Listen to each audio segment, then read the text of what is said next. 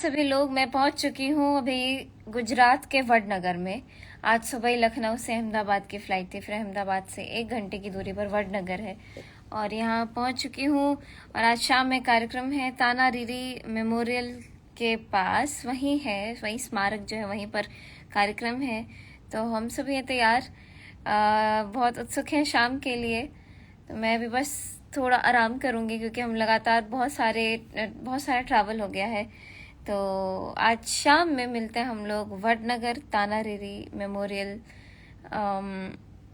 के पास कार्यक्रम है। आप सभी लोग ज़रूर पधारें, कार्यक्रम को सफल बनाएं।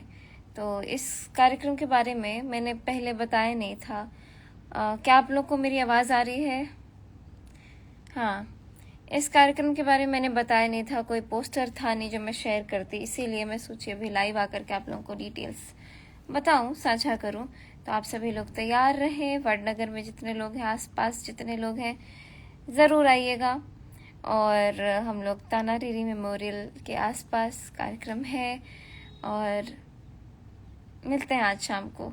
तो ये लाइव ज़्यादा नहीं खींचूंगी मैं, अभी मैं खुद बहुत ज़्यादा नींद में हूँ। अभी बहुत सारा ट्रैवल करते करते जब सोने का समय थोड़ा कम मिला तो अभी मैं आराम करना चाहती हूँ।